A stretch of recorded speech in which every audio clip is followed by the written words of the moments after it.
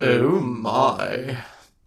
Papai Reads does not claim to own anything in this video, and we encourage you to check out the original works. Links are in the description.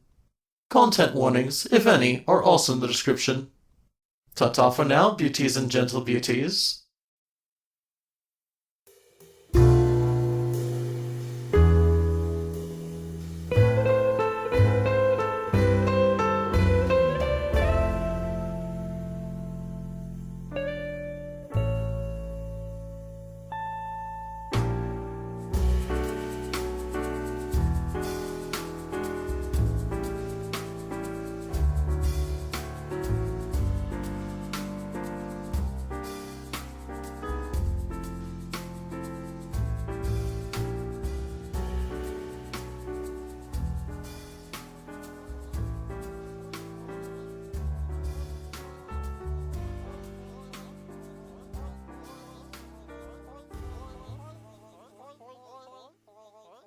Hi, I'm Tammy. I frowned and scratched my skull. Yes, you are Timmy. You've all been saying that. You're the 20th one to say that. Please, do you not have any information about the body theft last night? I was nearly begging at this point. Hi? The Timmy repeated again, confused, just like all the rest. My heart sank. I sighed, defeated. My notepad was now filled to the brim with pictures of Timmys and Timmy dialogue that were not at all relevant to the case. I'm not sure why I did this. God, why did I do this? Undyne and I had found our way through MTT Studios' rather convoluted hallways and found ourselves at a dimly lit bar. I'm certain it was meant to be for monsters and humans alike, but Timmy's had taken over the area, using it as a rest stop between their construction and other various duties. Low-resolution pictures of Metaton, cats, and just strange, almost frightening squiggles hung across the walls. Timmys of mostly all the same exact shape and size vibrated gleefully through the joint. Their voices floated ungracefully through the bar's atmosphere with noises like, Ah, cute! Tim! and Glumps here. one Timmy worked behind the bar counter, attempting to clean a glass with a rag nonchalantly, but for the most part was just making it dirtier. Glasses constantly shattered behind it, its vibrations almost always sending the glass zooming to its timely demise on the tiled floor. The bar worker Timmy did not mind. Speak English! Undyne wasn't having any better luck than I at getting information out of the Timmys. Across the bar, I witnessed her mercilessly shouting and punching Timmy in the face over and over. Each punch made a cute little squeak sound, as if the Timmy were merely a doggy chew toy. The Timmy was more unsettled by the yelling than the actual violence inflicted on it. The muscles are not cute. It squeaked. As frustrated as I was as well, I couldn't allow my partner to beat up innocent civilians. She could do that on her own time. I dashed through the bar, heroically pushing aside squishy Timmys and knocking a few plates and mugs over in the process. Locking my bony arms underneath Undyne's armpits, I effectively stopped her merciless punching. "Undyne, stop! You're a loose cannon who doesn't play by the rules!" I yelled almost directly into her ears. During the kerfuffle, the Timmy managed to vibrate out of its beating and scurry out of the bar. In its place, a few strange, crusty white flakes lay on the seat's cushion. Let me go! Undyne rampaged in my arms. Honestly, I was pretty surprised I could hold her at all, but then I remembered, I am the Great Papyrus after all. They're taking our jobs, overpopulating our streets, bringing crime to our town. They're all alike! Wowie. Undyne clearly had some racist tendencies that we would really have to have a long talk about after the case was over. Her flailing arms lessening, I deemed it fit to let her out of my bony grip. Her chest was heaving and a vein was pulsing on her forehead, but she appeared to have some self-control back. "Are you good now? No more beating up possible witnesses?" I asked, a skeletal eyebrow raised skeptically. Yeah, She huffed. yeah, I'm good. I won't do that again. Sorry. Undyne's eye fell upon another Timmy quietly vibrating to itself in a table across the way. Her eyelid twitched. Ah! Diving through glass mugs and wooden chairs, Undyne was already pounding another helpless Timmy. Oh my god. The bar was almost completely destroyed at this point. Chairs were splintered into pieces atop tables, tables were smashed against paintings, and paintings were cracked in half on broken walls. The Timmys had fled their once peaceful hangout. All but one. The barkeeper Timmy. She continued to clean her mugs, shattering them against the floor every time without fail. This one was completely unfazed by the destruction around her. She must have been different. Now, I never wanted it to come to this, but I was desperate. I told Undyne to smoke a couple cigarettes to calm down and let me ask some questions. Luckily, it worked. Those cancer sticks really toned down that racist attitude of hers.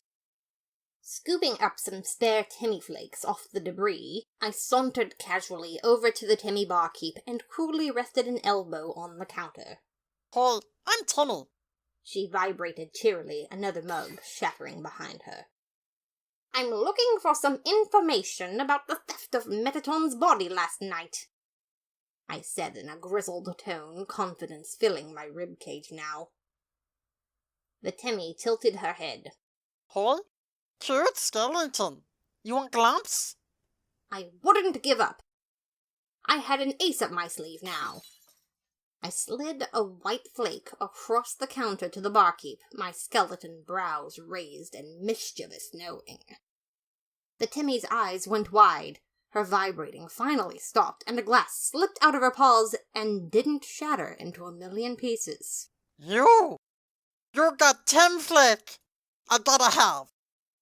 I chuckled to myself and slipped a few more flakes her way.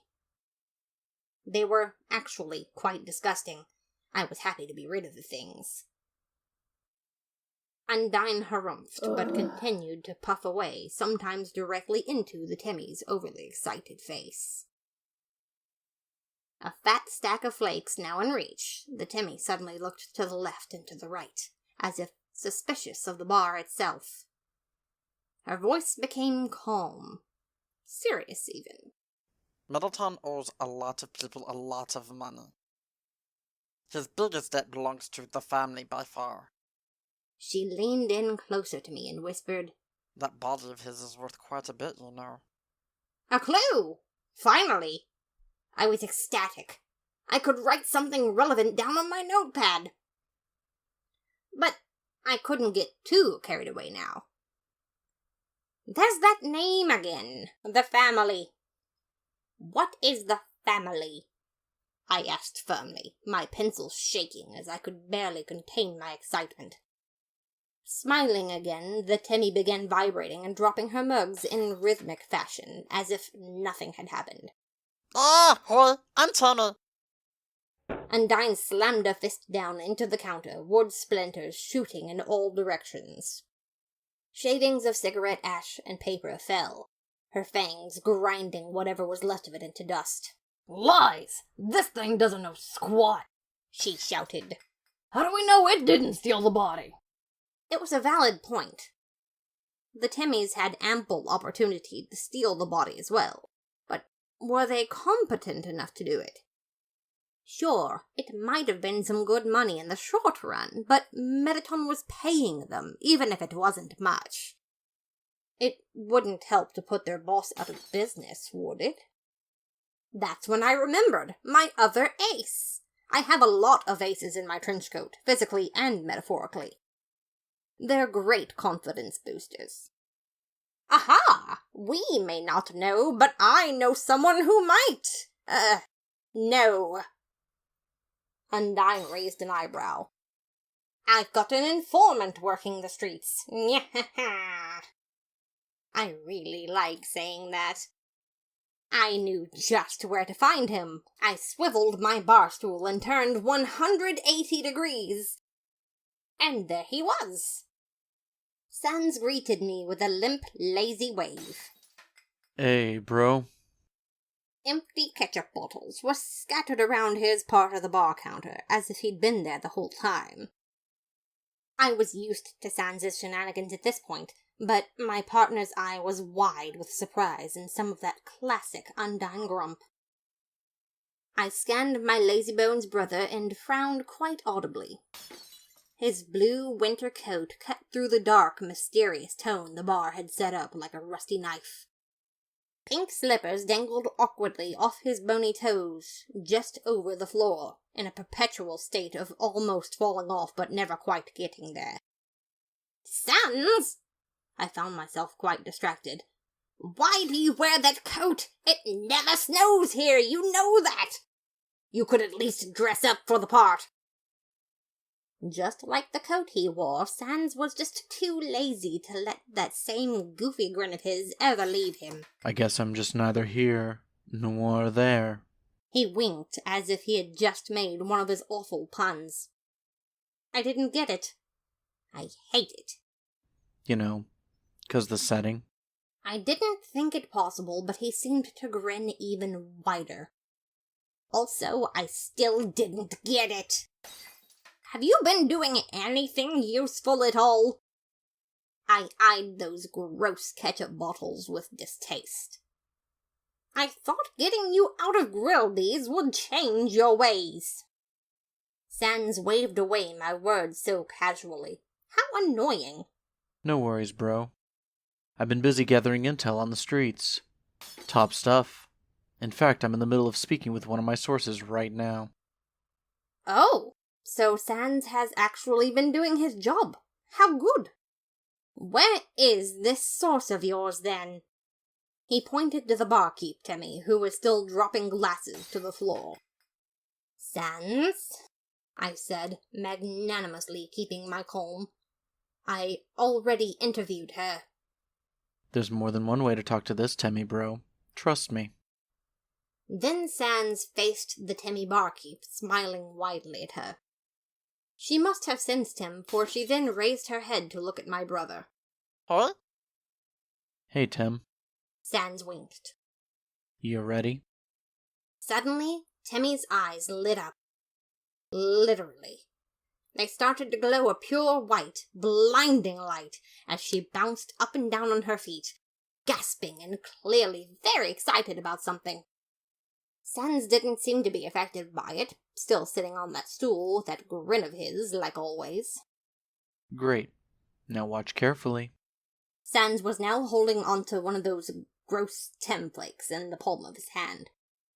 In fact, it was much more gross than the usual.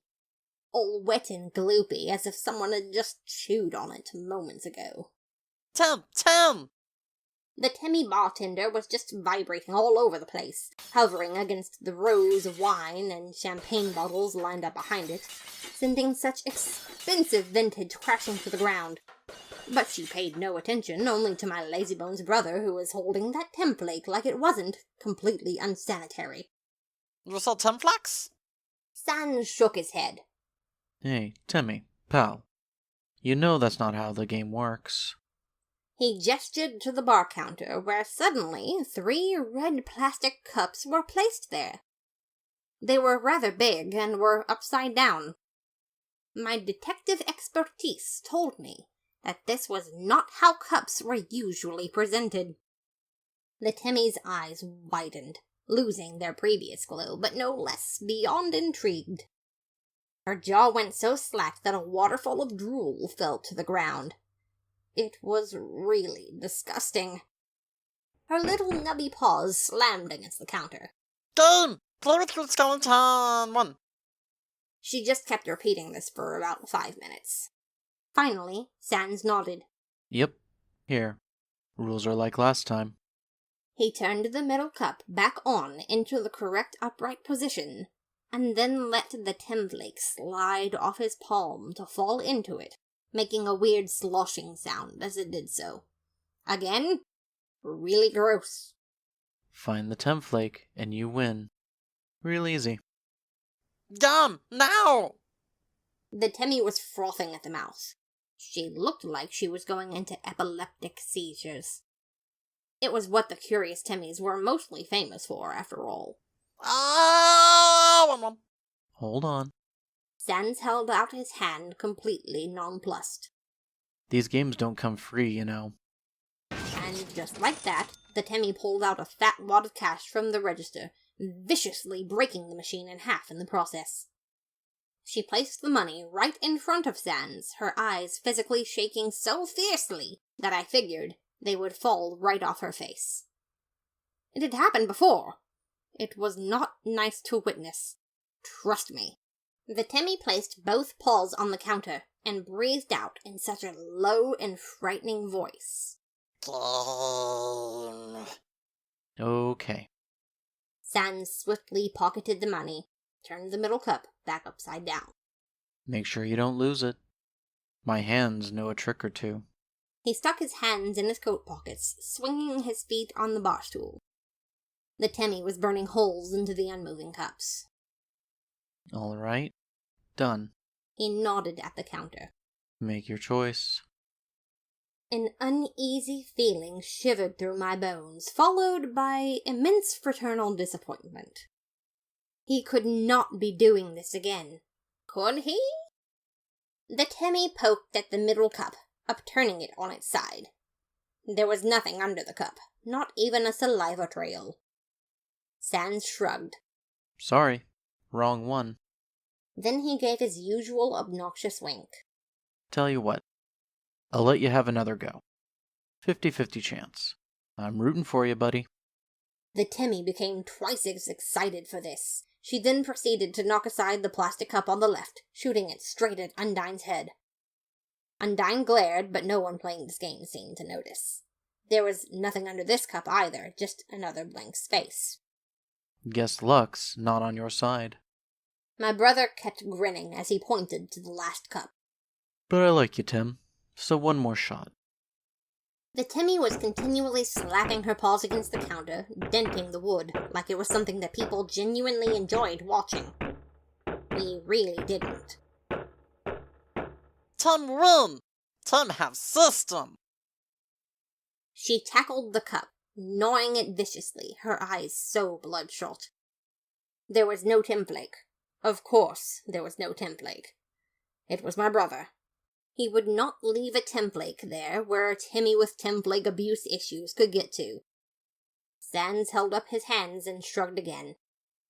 A high-stakes game. Really thought you'd win for sure. But hey, sometimes it just happens. Someone play! The Temmie kept pulling up wads of crisp, clean cash from behind the counter and shoved them into Sans's face. Give Tim what she wants! Okay. Sans reached for the cash again. Sans, I said, unable to watch such illegal happenings any longer. I thought we talked about this. Talked about what, bro? Your swindling lifestyle. Your life of swindles, remember? How we both agreed that you should leave your grifting ways behind? Aw, bro, that's not what this is. He patted Temmie on the head, who was frothing/vibrating. We're just playing a game, that's all. A fun game between pals. You are taking advantage of this Temmie's very obvious gambling problem. Tim can quit whenever she wants. She knocked aside more liquor bottles. I decided it would be prudent to ignore her for now. Do you see? It is very harmful. Sans shrugged so nonchalantly it made my blood boil. Well, it would have if I had any blood. Alright, bro. No worries. I swear, one-time mistake. It was just an innocent game between pals. Besides, now we can get the info from Tem here. What? I looked at my brother with the greatest of suspicion. Is it actually something useful? course. Here. He swiveled back to Timmy, who had now calmed from her gambling rage, though she still twitched on occasion. You know how it goes. Don't you, Tim? Fine then. With that, she pulled out an item from beneath the counter and shoved it towards Sans. Tuck. It was a piece of cardboard. Sans held a piece of cardboard and gave it to me with the happiest smile on his face. Here you go. I could not deal with this. Sans? That is a piece of cardboard. I looked at it more closely. That is a piece of dirty cardboard. Are you kidding me? He pointed at it. The best armor this side of Monster Town. See? He pointed at its center. It's got sparkles on it. Tim loves sparks. I shook a fit of rage off my bony body, my ribs rattling in the process. I gave my brother the best disappointed in my sibling expression I could muster. Sans, I am in need of your help. Can you please, for once, be serious with me? That seemed to work, actually. Though still smiling, he blinked once, showing that he was listening to me. The cardboard was no longer in his hands. He now held a filled-up ketchup bottle. Sorry, bro. Was just having fun. He turned back to the counter, eye socket shut. Tell me what you need. He gestured to his skull. I'm all ears. I was so excited that not even his joke could dampen my enthusiasm. It was time to focus. I slipped out my notepad and readied to write down anything and everything. Have you heard the recent situation around Metaton's body? My brother answered me immediately, with a shrug. Okay. This was to be expected. But still. Really, Sans? He downed the ketchup bottle with a gross gulp. I heard a word or two. Bravely, I pushed through. My brother must know something despite his laziness. I would know the truth. Do you know if the Timmys have anything to do with the theft of the body? Shrug. He was so lazy, I couldn't even write down a better description of his actions. I sighed. Okay, do you have any information on Metaton's stolen body at all? Shrug. I felt the marrow in my bones begin to boil in another fit of anger. Can you do anything else other than shrug for me? Shrug. The sentence didn't even bother to finish that time. Come on! My mind nearly slipped into madness. For but a second, I almost thought to pick up smoking as well. But that's when I remembered one last important question. What about the family? No shrug this time. The bar grew silent. Well, other than the whole constant glass shattering thing. Sans took another sip out of his ketchup bottle, as if preparing his words. The family. Sans winked. Surprised you two don't know about him. His eyes seemed to stare especially at Undine for that moment. Strangely enough, she actually flinched at that look, but even stranger than that? She didn't punch him in the face for it. They're an organization of monsters. He stalled there for some reason, as if I was meant to take something more than that. I was jotting it all down, of course. Sans didn't need to wait for me. I was a master jotter. I told him as such. My bro kept his friendly grin on me as he spoke. Monsters only, I mean. They're an extremely close-knit group, and treat all monsters like their own family. Hence the name. Their goal is to enrich the life of us everyday monsters and other monster citizens. The family holds tons of fundraisers to help build and design homes for less fortunate. They make sure we're treated fairly here in the city. And their leader even opens up his own home to anyone that needs it. Kids love them. I've never seen Sans go on this long without a nap. I was so impressed. Also, so much information. Most of this stuff is pretty common knowledge, Paps. My bro said, as if reading my mind. I sometimes wonder if he could do things like that. Nah. They're run by a big burly goat guy. He goats by the name of Asgore Dreamer. Dang it, Sans, I accidentally wrote down that stupid pun too. Undine puffed at her cigarette quietly, concentrating hard. She was clearly very enthralled by the information. All this talking seemed to really be tiring Sans out. He took a few more swigs at his gross ketchup bottles before going on. Asgore's supposed to be a pretty nice guy. He loans money to monsters in need. To just about everyone. Sans let out a jaw-cracking yawn. His eyelids dropped ever so slightly. He's got a wife, Toriel. Sweet old lady. But looks like things didn't quite work out between them. Word on the street is that Asgore doesn't do everything by the books exactly. Maybe why things didn't work out with the missus. But hey, I'm not one to judge. My bro let out one last chuckle, laughing to another joke only he could understand. With a couple mumbles, he lazily made his soft, cozy jacket sleeves a pillow and laid his skull down on the counter, out like a light. A little twitch here and there as he slowly drifted into a snoring slumberland. "Aw, little fella tuckered himself right out!" I yelled, almost adoring my brother for a brief moment. "Isn't he cute? Also, he can't hassle me in his sleep. Well, most of the time." Undine grimaced. He's sleeping on a puddle of old ketchup. I ignored that. My brother's been in worse ketchup scenarios. Sans's little legs kicked and swiped underneath the counter, probably chasing after some kind of delicious prize in dreamland. He might have been a lazybones in the waking world, but he must have felt quite comfortable and productive in the dream world. In the literal blink of an eye, Sans vanished from the bar, his bottles of ketchup and stains gone with him as if he were never there. Typical brother shenanigans. I couldn't help but feel my chest swell with pride, thinking of how helpful he had been to our case. This family was clearly related to our theft, and I was determined to find out how.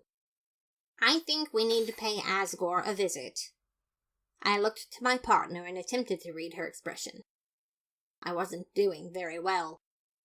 Lost in thought, Undine's lone eye stared down at the splintered counter before her. I can only assume she was going through the information in her head as well. The sound of glass shattering again snapped Undine out of her trance. "I'm eating mine," she nodded solemnly. Yeah. The light, airy feeling of victory embraced my bones. This was a roaring success. I stepped over a few broken tables, made my way past the horribly mutilated chairs, and to the once bustling but now empty entranceway. With that, Undine and I left to find our newest suspect, Asgore Dreamer.